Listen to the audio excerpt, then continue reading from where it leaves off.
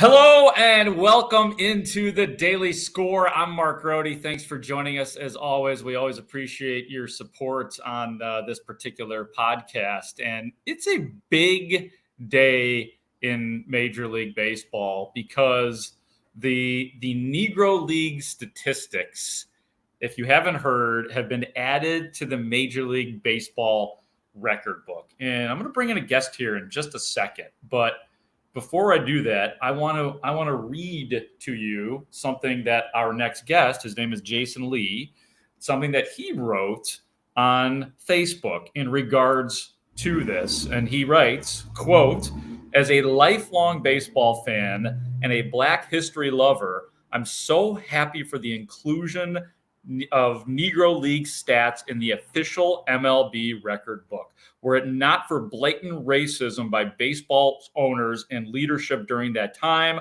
scores of Black players would have been on MLB rosters, and many would already be considered among the greats of the great American pastime. Now at least their exploits are being recognized."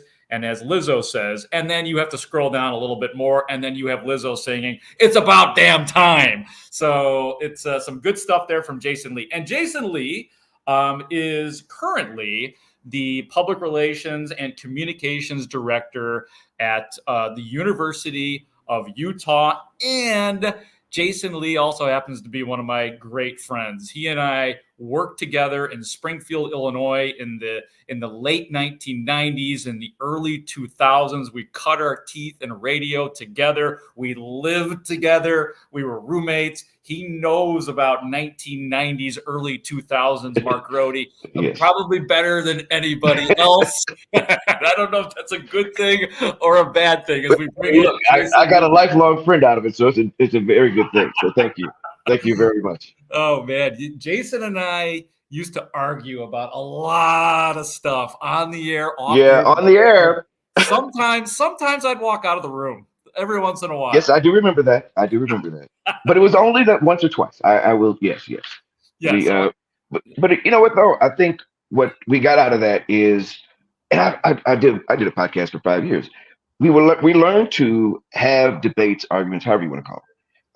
Civilly, like we were still friends afterwards. It may have been, kind of a little tense for a minute, but it wasn't like personal. It was because our opinions, our thoughts about these particular issues, whatever they were we just were very adamant about them. And I still believe that that's some of what we see on television now, and sometimes on the radio as well over the years, is that you have people with opposing views, but it doesn't matter that they have opposing views. As long as they know what they're talking about, it's interesting. And that's because that's what happens in people's living rooms. If you go to the barbershop, if you're Black, or if you go to a bar or whatever, you're always going to have these discussions that may have, some tension in them, but it's just, fellas or ladies just, offering their thoughts on a particular subject. I'd like to argue one point right now. Since I'm not Black, I can't go to the barbershop? You just said if you're Black. Here's the thing, though. I would say to you, you can go to the barbershop, because I have taken white people to the barbershop, and they always want to go back. And I understand why, because first of all, there's a ton of sports being talked about at these barbershops. Yeah. But then, I tell people we serve, what am I trying to say? We solve all of the world's problems in between getting our haircut. I don't do the haircut anymore, but I do have facial hair now. So that would be my excuse for going and sitting in the barbershop. Looks tight, by the way. I like it. Thank you. Yeah, no, I don't know if you know this or not. I don't think you know this because we haven't caught up in a while. I live in Oak Park now. And not Itasca? Yeah, I was living in the city. Well, no, you're living in the city. I abandoned Itasca a long time ago, man. Come on, you're not that far behind him. No, I'm not. I've actually been to your apartment, so that's true. Yes. Yeah. But I walk by to what appear to be Black barbershops every day on Madison Avenue. I look in there. I always give the guy a wave. Looks really friendly. So I was actually wondering about the protocol. So I would be welcome in there to get my hair taken care of. Oh, absolutely. And actually, living here in Salt Lake, the barbershop I went to for many years, it was the Rainbow Coalition would go in there. I've seen people who are Asian, Hispanic, white. It was amazing to me that they knew how to cut everybody's hair, because everybody knew it was a fun place to go. And like I said, I mean, the NBA players would go there all the time. my barber, particularly, he used to go to road trips and cut people's hair. He cut Kobe's hair. Ronnie Price was always in there, Karl Malone, all these guys. So, he grew up into sports. He got to be good friends with a lot of the players who would come through. And so it was a fun experience with him. Well, and we're going to get to the Negro Leagues here because that was the initial reason we wanted to talk. But now I feel like I'm just catching up with an old friend here. And you mentioned the Rainbow Coalition. Do you remember one of our crowning moments working? I do. That is absolutely. Would you please tell the people? I will. So the story was there was this a high school in Decatur, I believe it was. I'm sure it was actually. First of all, let me just let people know the station we worked at, WMAY, was a full service news and talk radio station. It was for people who listen to me, not a sports station. Jasen and I were both hosts at the station, and we both did news at the station because they can kind of do the old 2-for-1 when you're working in like small, medium markets. But go on, sir. Yes. Well, no, and so since we covered news primarily, they happen to be, and this happens to be a semi-sports story, but it becomes political really quickly. There was a kind of a fight, but it didn't last very long, right? It reminds you of a baseball fight, right? There's a lot of running around and people jumping, but nobody really gets punched. Yeah. Hold me back. Yeah, that's right. Yeah. And so there was a fight at a high school football game on a Friday night, and there was some punches thrown, but it like I said, it didn't even rate the news until a couple of kids got suspended. And when that happened, all the kids who got suspended happened to be African American. So now the local chapter, the Decatur chapter of the NAACP, which, by the way, was run by a white guy whose first name is Gene, and I'm going to think of his last name in a minute. And the other people who were kind of involved in it were South Asian. They were from India. So even that was a very interesting part of that story. Yeah. But anyway, what happens is since they thought there was racism in how that was those kids were treated, being not suspended but expelled from school, the Reverend Jesse Jackson came down and at the behest of the local Operation NAACP, so it wasn't Operation Push, but he when he came down there, he got publicity. And during that time, because we covered this for over a couple of months, because I went back to one of the court cases. We had, what was Jack's last name? The host, One-Eyed Jack. Jack Black? No, the guy, he was at WMAY. Oh, Jack Davis. Oh, wait, no. Jack Davis, my partner? Yes, or are you talking about Blackjack or whatever? No. One-Eyed Jack was what they called him. One-Eyed Jack, that's the morning guy. That's right. So he was a morning guy. Also conservative morning show. That's right. And we asked Reverend Jackson to come into the studio. And somehow he said yes. Yeah. And you and I, again, this was like, what do you call it, fanboying at the time, because it was probably the biggest person that we ever saw coming in that joint. Yes. And he had a conversation with Jack. And he was a very, gentlemanly fellow. I got to meet him and talk to him a little bit. And in fact, he came to speak at the University of Utah at graduation a couple of years later, and I got to see him again. So in that regard, that was the first time racism was a big deal on the radio for us, I believe. And it gave us a sense of understanding of how politics can go over into what is otherwise something you're supposed to enjoy, which is sports. And as it happened, it helped me get to where I am today here in Salt Lake, because I went to a station there. But it's just, I feel like these are the kinds of issues that are fun to talk about, but they also have this tinge of seriousness, which I would say is what I think of these Negro League statistics and records being now included in Major League Baseball's official history. Because we both know, everybody knows, that before 1947, there was a rule that there would be no people of color in baseball. It was just an all-white game. Now, what I always thought was interesting was during this off-season, a lot of these barnstorming games involved current Major League players playing against current Negro League players. And they also went to Mexico and the Caribbean because there was money to be made there, and not everybody was rich like Babe Ruth. And so even though they played competitively in the off season, they never were allowed to do it during the regular season. And, a lot of times when people look at Negro League baseball, they thought of it as a lower level, kind of like minor leagues. These guys, some of them were really good, but for the most part, they wouldn't have been able to play.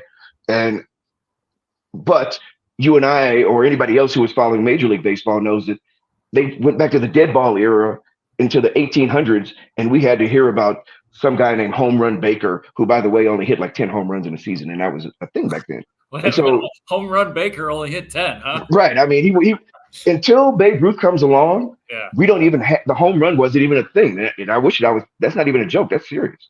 He was hitting as many homers as entire teams. Yeah. So as that happened and as baseball grew, because blacks weren't allowed to play, they created their own league. Rube Foster he's kind of the oh gosh, how can I describe this? He was the Abner Doubleday of the American Negro Leagues, right? So he created this league, and he wasn't a wealthy fellow, but he was by the time it was over, because he created an opportunity to make money as black fans could watch baseball throughout America. And typically in rather a large to medium-sized cities. So they were Chicago, New York, Kansas City, Detroit, those kinds of things. They were they even in Birmingham, because it was the South, but surprisingly not a lot of Mississippi teams. But when I read the history of that, what I found interesting was they did it out of necessity, and they all still dreamed of wanting to play in Major League Baseball.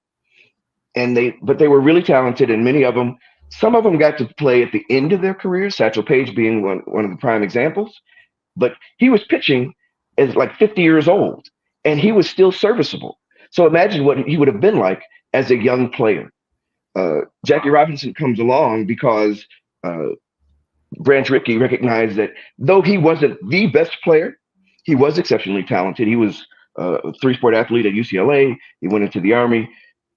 He was very good, but more importantly, he could keep his head in situations that became very tense. And that's what he was looking for, Rickey, when he wanted to integrate baseball. He had to find somebody who was going to be able to handle all the intense scrutiny and handle all the hate that was going to be thrust upon him. And he found a guy who was smart, college educated, and a talented baseball player. And he says, this is what I'm going to hang my hat on. And he told him for the next, when he signed his contract, he said for 2 or 3 years, you can never fight back. You just have to take it. Wow. And so not many people are made of that kind of stuff. Oh, man. So imagine being called every name in the book, Holy.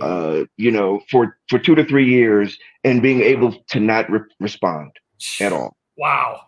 And I will tell you that, again, this is just from I'm kind of a historian in this way.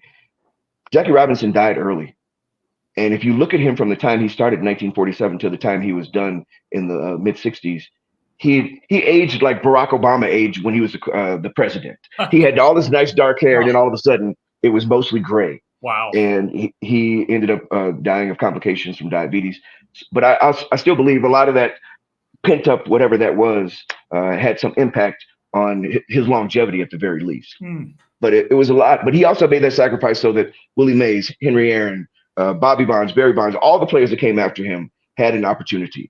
And this is the crowning achievement now, that they all get to be, even though those players, the Josh Gibsons, the Oscar Robertson, all of a sudden I'm gonna. We can get to the NBA later if you want. That's true. But there were a lot of these great players whose names are now going to be in the record books who never got a chance to see official Major League pitching. So, thank you to Jackie Robinson for his sacrifice, and all those other players that came right after him, Henry Aaron being chief among them, I think, because he put up with a lot of crap too, chasing 715.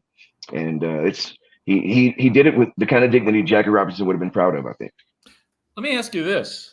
This is great that this is happening. You're obviously thrilled about it, but considering what they went through, and I mean, you gave me a couple of anecdotes, and just the one with having to take all of the whatever came his way, with having to take it all. Is this enough? Does there need to be more? I don't know what more could be done. Yeah. Does there need to be a bigger explanation for Major League Baseball? Does baseball need to, I don't know, apologize? I mean, I don't know what I'm trying to come up with here, but is it enough? Well, I would say yes. And the reason I say that is because whatever kept him from doing it before. And by the way, this was a long project. This baseball didn't just come up with this after a little while. They have taken years and rather painstaking research to make sure that the records they're including, they have proof through either newspaper or official, box scores. And if they can't find accuracy and enough, backup for it, then they don't include it. There are some games they weren't able to find whether or not this information was accurate, so they chose not to use it.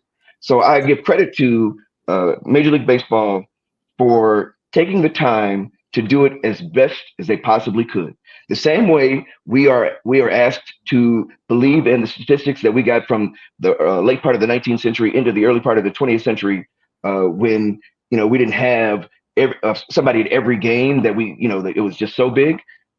Now we should understand that the information they gave us is the best information that is possibly available, and it's the only information that they believe they could use under the circumstances that would be to the standard of what we have been previously asked to accept as the official record. So this was vetted in a way that all the other records have been vetted. So there's none of this, where they played in worse, in a different league and you can't trust who puts this together. That's BS.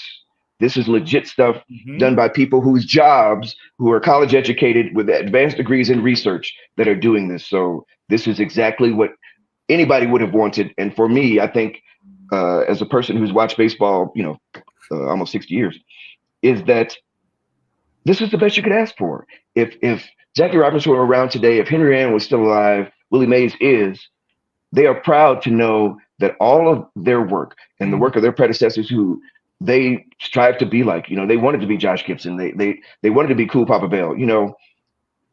Now their work, their efforts, their talents are being recognized in full. And that's all you can ask for. Yeah, I was just looking at, they have, just to give people examples of some of the notable changes and some of the single season records as a result of the Negro Leagues inclusion, batting average. And this is the article that you and I both were working on. Right. Mm-hmm. Hall of Famer Josh Gibson, 466 average for the 1943 Homestead Grays, is now the highest mark in Major League history, followed by Charlie. Is it Chino Smith or Chino Smith? Chino. Charlie Chino Smith's 451 mark for the 1929 New York Lincoln Giants. Both of these averages eclipsed the previously recognized record held by Hall of Famer Hugh Duffy, 440 for the 1894 Boston Bean Eaters. There was a Boston Bean Eaters. There's a reason why people love Boston baked beans, because of the bean. We were all bean eaters back then. That's right. Oh man. And I'm trying to check here too, is for some more current Major League records. Oh, here's one. On base plus slugging, which is OPS. Gibson also tops Barry Bonds, 1.421 2004 Giants here with a 1.474, so just barely outdoing him. That was with the 1937 Grays and a 1.435 mark with the 1943 Grays. So yeah, I mean, there's it's amazing, isn't it? Look, Barry Bonds, we all remember that season, right? But imagine, okay, we got to see Barry Bonds of the world, Mark McGwire, Sammy, and I know you can discuss that whole steroids thing later on, but I don't care about that. What I look at is Ruth was the person against which everyone was measured, because he was so much better, and nobody had ever seen anything like him. He was to baseball what Wayne Gretzky became to hockey, and I don't know that you could say this basketball thing, so I'm not going to go to that. But because there's still some argument, even though Michael may be the best player all around, there's still some other really great players that came close to that. Nobody came close to Ruth. Nobody came close to Gretzky. And now we know that there was one other person, literally one other dude, that came close to Ruth. Can you imagine what that would have been like to watch those two play? Oh, man. I mean, they would have set the world of baseball on fire. Yeah, that's the part that makes me mad. We got screwed out of that. You know what I mean? We did. Absolutely. We would have seen it, but I mean, there was an era of people would have seen it, and we'd be talking about him. We'd be talking about it like now. That's right. And you got the dichotomy. One was black, one was white. Yes. They It's like but a again, bad cop movie, man. it's true, right? And you almost wouldn't believe it if it weren't true. So you look at that, but even the people who know Ruth, he was a very talented player. He also used to play against these barnstorming teams, so he knew how talented the African American players were. And Ted Williams, during his Hall of Fame acceptance speech, mentioned Satchel Paige and Josh Gibson, saying that they should be allowed to play. They should have been allowed to play. So, and going forward up until then, there hadn't been any black managers. Frank Robinson hadn't gotten that job yet. So there were still all of these things yet to overcome that were recognized by the greats of what we were watching, Williams and Ruth and all these guys. So they knew the talent that these players had. And I think they respected them in a lot of ways. It still may have been some discrimination in there, but game recognizes game, right? So I think that's kind of one of those situations where even though I didn't get to play against them in this format, I know that had that been the case, trying to hit Satchel Paige's whatever he was throwing was going to be at least as hard as Bob Feller, and Bob Feller was throwing 100 miles an hour when he was like 20 years old. So they were great players in both leagues. It's just really sad that we never got a chance to see him kind of commingle.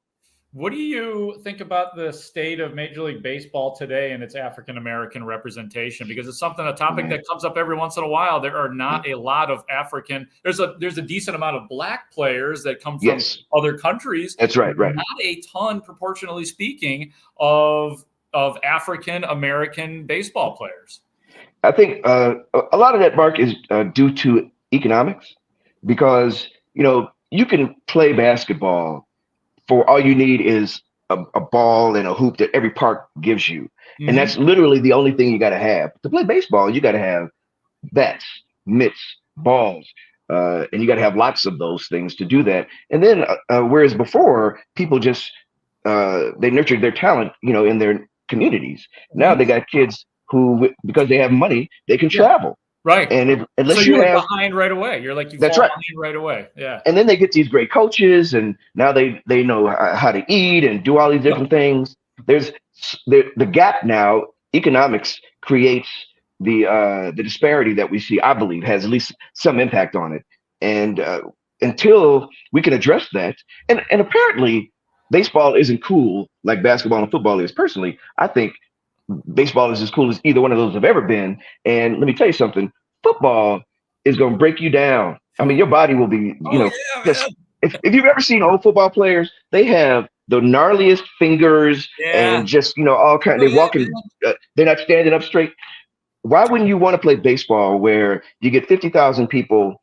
If you steal home, they will know your name for the rest of their lives. If you hit a home run in the bottom of the net, Joe Carter always gets ringed because his career, he was kind of an average hitter, but we can all see him jumping up and down, running around the bases when he hits a home run with 2 out in the bottom of the ninth to win the freaking World Series. That's all you think about with him. That's all you think about with him. I think that he was played for the Cubs. That's right. He started out with the Cubs. Yeah. I do remember that. That is true. Do you know who he was traded for? Yes, Rick Sutcliffe.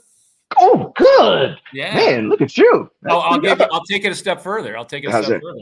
Who was the other player involved in that deal? It was Joe Carter and another player that they were traded for Rick Sutcliffe. Do you remember who the other player was, Mr. Baseball? Oh my gosh. Hold on. Give me a second here. Yeah. Let's see here. I'm not feeling it. I'm sure when you tell me, I'm going to feel bad, but Jason's a Sox fan, by the way. So it's true. I watched the Cubs back then though. Yeah. I know. Who's the other player? You're baseball. You're one of the great baseball. It was Mel Haugh. Oh, I wouldn't have come up with that. Mel Haugh, wow. Yeah. Wow. Yeah, his career didn't turn out to be what they thought it would be. No, it didn't. That is correct. He started out pretty good, and then he kind of petered out a little bit.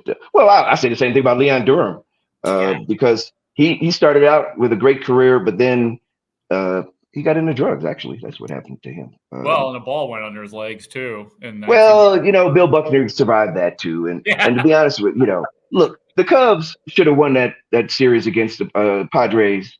I ain't saying they would have beaten the Tigers, but before Bill Buckner, there was Leon Durham doing the exact same thing. Yep. It was actually, for factual sake, Leon Durham was after Bill Buckner. Bill Buckner was 86. Oh, you're saying the ball into the legs? Yes. Yeah. Okay, I thought you were saying in order. No. Not yeah. They were contemporaries, but no. Buckner's happened after. I mean, as far as timing goes, because I think that was 84. That that they did that. Right. 84 was when the Cubs won the division. When the Cubs went, and then 86 was when the Mets were in the series. That's right. Yeah, and then 86 was the Bill Buckner thing, which he had to deal with the stress of that for years. Again, I hate Boston fans, and as you know, and I also hate white Cubs fans, but only because they're insufferable. And to me, up until the Red Sox hadn't won a World Series since 1908, whatever it was. And they're acting like Bill Buckner cost them the World Series. First of all, that was Game 6. It wasn't Game 7. So they went out and lost the next game. But worse than that, before Bill Buckner ever got the ball to go under his legs, I think the guy's name was Bob Stanley. He gave up 2 homers. Mm-hmm. They gave that game away long before Buckner's mistake. All right, I'm just. This is why I find them objectionable. And then the Cubs, they made Steve Bartman's life a complete. He should have left Illinois. Not only was he not the only guy reaching for that ball, but it was still the shortstop makes the bad play. That's what cost him the game. That was a foul ball. Alex freaking Gonzalez. And they lost the next game too. So again, I say, enough with you people. Leave those folks alone. The Cubs and the Cubs fans and the Red Sox fans. They miss my Cubs fans here, Jason. Look, I gotta protect them. I just want you to know. The other day, I was on YouTube and I watched the highlights from the infamous but famous 23-22 Cubs game against the Phillies. Yes. That was, I remember coming back from school because, they came on after, back then they were in the daytime. So after school, I could watch the end of the game. And, this is before internet. So nobody's telling you that they're scoring all these runs over and over again, right? And then when I got home, I'm like, holy cow, all these scores. And this was in 9 innings, they did this in regular time. Yeah. So, but they showed Kingman's homer, Dave Kingman, who was a big slugger. He had really one great season with the Cubs. But other than that, he struck out a bunch. And he played left field. He hit this one home run that went across Waveland and down the street to like the 3rd or 4th house on the block. I'm like, he powdered that ball. It's still the longest home run I've ever seen hit there, including Glenn Allen Hill, who was sitting on the roof. Yeah, yes. But that was a great game. But Mike Schmidt used to own the Cubs. Own the Cubs. Wear them out. Oh, my God. I mean. Just didn't he hit like 3 homers that day? Didn't he? He had 2 that day, but he had 4 another day. So he used to just eat the Cubs alive, man. I'm like, that park looked tiny. Like he did, and it didn't matter which way the wind was blowing. Didn't matter. He had little Mike Schmidt stance up there. That's right, and his swing was so compact. It just went straight around, and I felt like he only used his hands, but the ball would just jump off his bat. He was terrifying. He was terrifying. He was. Yeah, remember the guy hitting behind him was a guy named, at least part of the time, was Greg Luzinski, who ended up playing for the White Sox. The Bull. The Bull. That's right. He was a guy who also shouldn't have been playing in the outfield, but before he got over to the the American League, where he could be a DH, he was actually in left field for the Phillies. Yeah. Oh, by the way, speaking, as long as we're going down memory or historical route of our teams, I went to an event, which was to promote a book about the 1990 Chicago White Sox. Do you remember why the 1990 Chicago White Sox were significant? I had to be brushed up on it because, I was so Cubs back in 1990 when I was just graduating high school. Do you remember why 1990 had significance? Was that the year of the strike? No, that was 94. So 1990. Give me a second here. I'm trying to. Okay. 1990. That was I couldn't tell you. No, it's tough, man. I totally understand. In 1990, it was the last year of Comiskey Park. Number one. Yeah. And then number 2, that's when the White Sox were in the American League West with the Oakland A's and the Bash brothers, Jose Canseco and Mark McGuire. And the White Sox had this season out of nowhere because they had sucked the 2 years prior. Like nobody picked them. And then they were toe to toe with the mighty Oakland A's all year until the A's finally took it. And of course, back then there was no wild card. That's the White Sox were stuck just going home, and they did this whole documentary on the season. Like, you don't think about things in life that are worthy of documentaries, but it was pretty fascinating. Really? Yeah. I might have to find this, because now that you remind me, I mean, but I still feel like that was, I don't know, the 1990 White Sox, is that just for us so we can feel bad about the fact that they didn't get anywhere? Yeah. I'm trying to, like. Oh, is that? Yeah. I mean, okay, so they were a really good team out of nowhere, but they didn't win anything. Yeah. Because that would have been Frank Thomas's early part of his career. Right. Like I don't think Frank Thomas was on that team until middle of the year, because Greg Walker was their first baseman. Left-handed first baseman. That's right. Yep. Left-handed hitting first baseman. Good hitter, not a great power hitter, but he was like kind of like a poor man's Mark Grace type. Yeah. Yep. Yeah, you had Ron Kittle on that team. Ron Kittle. Yeah. He could hit a baseball, man. Oh, yeah. Wait, who else was on that? Is it Ivan Calderon? Oh, yes, Ivan Calderon was their left fielder. Ozzie Guillen was on that Floyd Bannister. Yeah. I think he would have been on that team. Yep, left-handed pitcher. So there's a little something for you. Yeah, it's got a sad ending. Yeah, if that's what. Right. Well, let's be honest here. Yeah. Except for the Bulls and the Blackhawks, every season but one of all of our teams has been a sad ending. Okay, and the Sky once, and also the Chicago Fire back in the day, they won the championship. Karl-Heinz Granitza. That's right, Karl-Heinz Granitza. That's right. Yeah, but the Cubs. How did you handle the 2016 Cubs? Were you thrilled about that, or were you? Absolutely. Yeah. No. I watched it. I watched every inning. I wanted them to win. Yeah, look, I joke about this because I don't dislike the Cubs. I just like the way they're run. But it's the same way about the Bears, right? I've given up on the Bears because they. You can't hire a guy and then pay him a 7-figure salary for him to lose and trade away all of your decent assets so that you can be bad, so that you can start drafting better, and then charge full price for the privilege of watching this nonsense. Are you talking about Theo Epstein in the early going? Or no, I'm talking about Ryan Poles. Oh, Poles. So you're mad at Poles? I was mad at Pace. I was mad at Poles. I mean, the idea is when he got the job, he just cut everybody loose. He was like, "We go start from scratch. We go just burn this sucker down." So now you get to watch. Hold on, man. Fans appreciate a rebuild these days. I mean, we saw it with the Cubs. Yeah, man. I mean, not that we didn't get pissed off at the Bears for their 10-game losing streak or whatever it was. I'm just saying. Yeah. And okay, so how about this then, Mark? Since Chicago is the only major city that only rebuilds, because the White Sox did it, and now they hire Chris Getz, who was only a mediocre player to begin with, and now he gets to be the general manager. And what does he do? He implodes the whole team. Okay, so now after watching 10 years of bad baseball, watch another 10 years of bad baseball, and still be charged full price for the ticket. So you're not paying attention. You're not watching the 15-41 Chicago White Sox these days. I don't have to. I already know how bad they're going to be. I waited so long, Mark. I used to get MLB TV. I watched the White Sox be bad, but I saw how Houston did the same thing, and now they're competitive year after year after year. I'm thinking, okay, that's going to be my White Sox. All right. And what happens in 5 years of being, kind of on the cusp of being pretty good, having some really solid players. They had a nice core, it looked like. They did. And now we just go wipe all that away. Yep, it's gone. I mean, why should we have faith in you? This goes back to the Bears. When these guys with righteous indignation tell you we know what we're doing, even though many of them have never proven this before, because Pace, this is his first general manager job, and Getz is just getting to be a general manager. We all could take a 7-figure salary and lose games. Yeah. That wouldn't take much. So when I'm paying you $1 million, don't lose.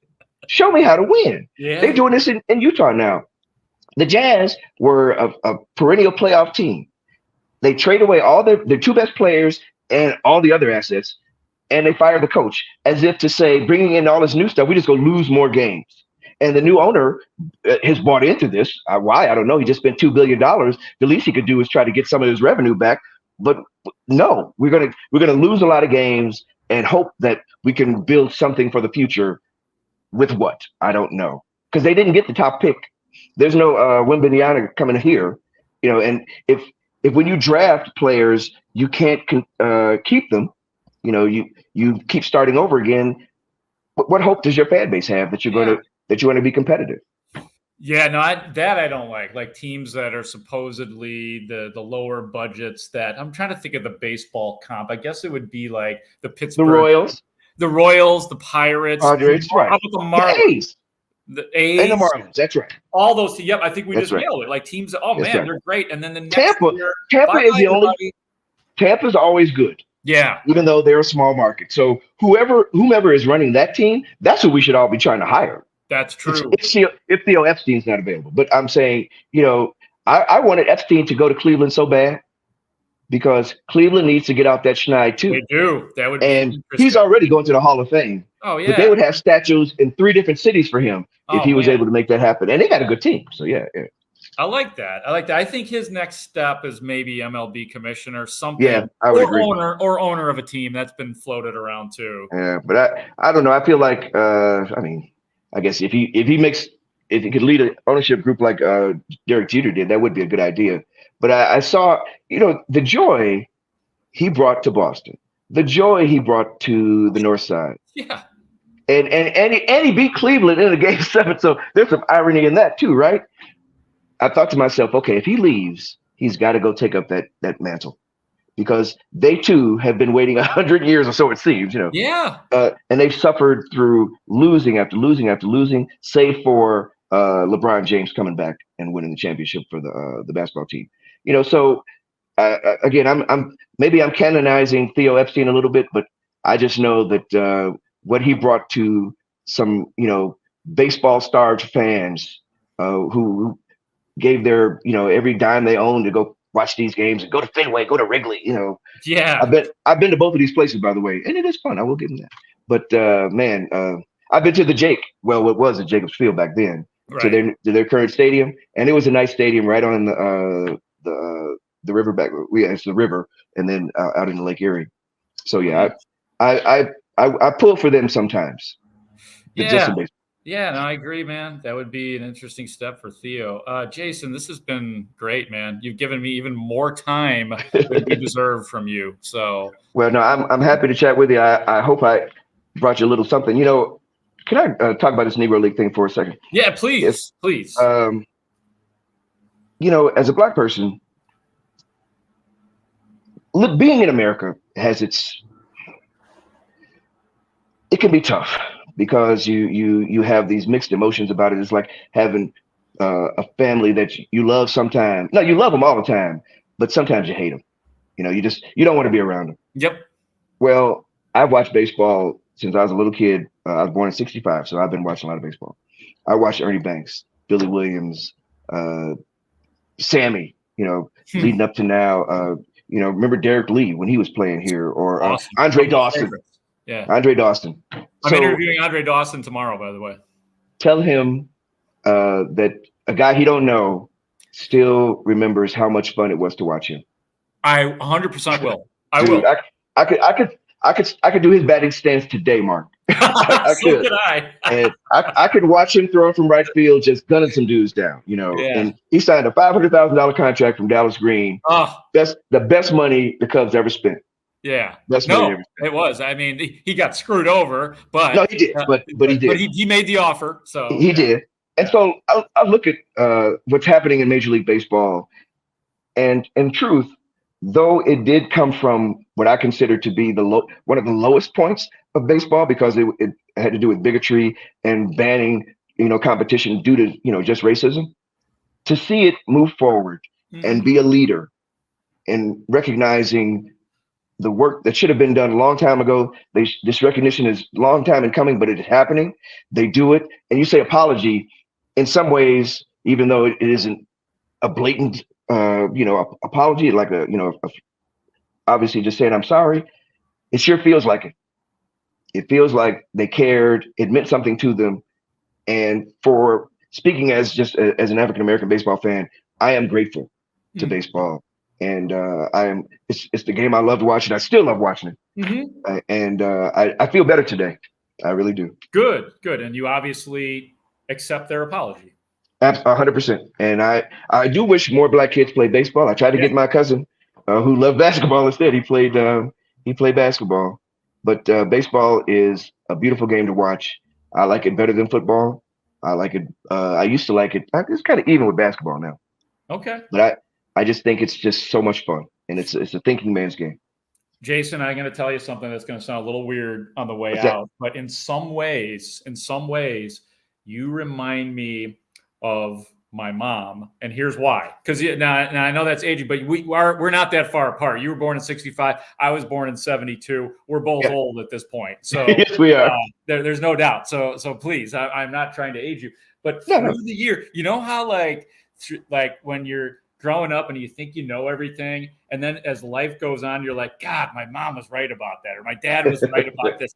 There are a lot of things, dude, from some of the arguments that you and I had about philosophically, about sports, politics, entertainment, whatever. There's been many times where I'm like, yeah, fucking Jason was right about that. and like, there's a little part of me that regrets, like, so not really. No, I know what you say, but like, I'm like, God, he was right about that, man. And there had to be times where I just drove you crazy because I was. No, you didn't. No, I loved you then. I love you now. Let me tell you something. I started out. I made two really good friends the first two jobs I ever had. Greg Tatis, he was my. He's a guy from Cleveland. I told you.